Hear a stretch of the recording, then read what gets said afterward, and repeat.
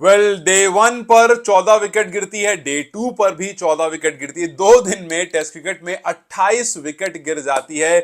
और सबके दिमाग में एक ही सवाल आता है कि भाई ये WTC फाइनल में कैसे पिच बना करके दे दी है कि 3 दिन भी लगता है कि टेस्ट मैच नहीं चल पाएगा। और अगर ऐसी पिच आप इंडिया में बना दो तो बस हो गया।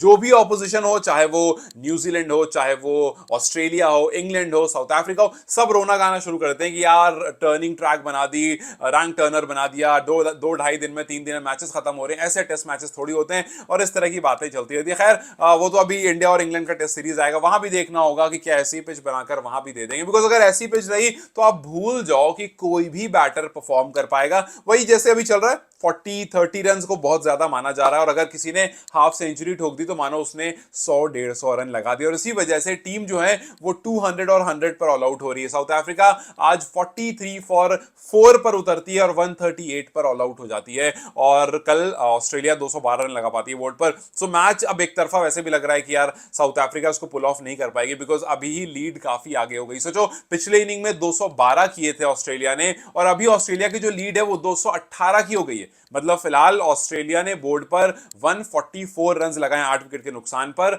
और अगर अगर इसको चेस डाउन कर लिया था, मतलब 144 नहीं, 218 जो अभी लीड को ऐड करके 2 विकेट ही बच रही है, सो ये और बड़ा हो सकता है टोटल। बट चलो मान लेते हैं कि 10 रन, 15 रन, 20 रन ऐसे कुछ और ऐड किए जाते हैं अगले 20 रनों, अगले 2 विकेट के लिए। और उसके बाद अगर साउथ अफ्रीका इस टोटल को चेस डाउन कर लेता है तो फिर ये इस पर्टिकुलर इनिंग का तो हाईएस्ट हो जाएगा। बिकॉज 212 ऑस्ट्रेलिया ने किए थे पहले इनिंग में, 138 पर साउथ अफ्रीका ऑल आउट हो गई थी। सो अगर चेस डाउन करती है तो फोर्थ इनिंग में सबसे ज्यादा, सबसे बड़ा टोटल हो जाएगा, जो कि इंग्लैंड में सिर्फ 4 बार ऐसा हुआ है जब किसी टेस्ट मैच में फोर्थ इनिंग में सबसे बड़ा टोटल बना। और इंग्लैंड में छोड़ो, आप अगर लॉर्ड्स की बात करो तो लॉर्ड्स में सिर्फ 4 ही बार ऐसा हुआ है जब 200 से ज्यादा फोर्थ इनिंग में मिला हो और सक्सेसफुली चेस डाउन हो गया हो। और पिछले 20 साल में सिर्फ एक बार हुआ है। मतलब कुल मिलाकर कहानी यह है कि इतना बड़ा टोटल लग चुका है जितना यूजुअली चेज नहीं होता है। और इस पर्टिकुलर मैदान पर तो बिल्कुल भी नहीं होता है। 2005 से अब तक, मतलब 20 साल में सिर्फ एक बार हुआ, विच मींस कि ऑस्ट्रेलिया एक और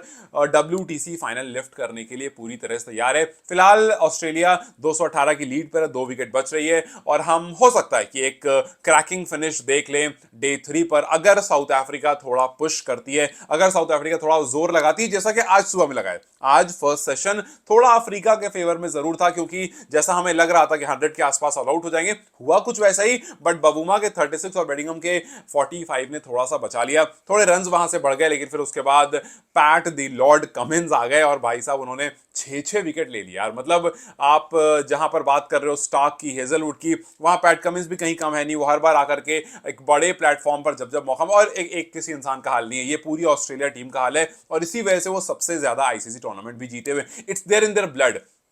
it's not about Pat Cummins, it's not about Starc, या इट्स नॉट अबाउट हेजलवुड या स्मिथ या फिर लाबुशेन। कोई ना कोई आकर खड़ा हो जाएगा और मैच को जिताकर लेकर चला जाएगा। सो यस, आज पैट कमिंस ने जिस तरह से गेंदबाजी की, सुबह में 6 विकेट अपनी कंप्लीट करी, ये ICC फाइनल हिस्ट्री में सबसे बेहतरीन स्पेल है। ये लॉर्ड्स में किया गया सबसे बेहतरीन स्पेल है। 18 over 1 ball 6 मिडन, 28 run and 6 wicket. और इसके साथ साथ पैट कमिंस ने अपनी 300 विकेट्स भी टेस्ट क्रिकेट में कंप्लीट कर ली। सो लॉर्ड्स में सबसे बेहतरीन गेंदबाजी पैट कमिंस की, ICC फाइनल में सबसे बेहतरीन गेंदबाजी पैट कमिंस की। ये वाला जो स्पेल है 300 विकेट भी कंप्लीट कर लिया। सो कप्तान कहते हैं ना लीडिंग फ्रॉम द फ्रंट, वही इस टाइम पर वो कर रहे हैं। हालांकि एक टाइम पर ऐसा लगा था कि हो सकता है अफ्रीका लंबा लेकर चली जाए, बिकॉज 43 पर 4 के बाद 94 तक विकेट नहीं गिरी थी। बट 94 पर बबूमा की विकेट गिरती है और 5th विकेट जैसे ही गिरती है उसके बाद फिर बस 1 विकेट गिरने का इंतजार था और टीम जो है वो पूरी खत्म हो जाती है। बिकॉज बबूमा आते हैं 5th पर, फिर 6th गिरती है 126, और फिर उसके बाद कहानी, बिकॉज एक ही ओवर में 2 विकेट पैट कमिंस लेकर चले आते हैं,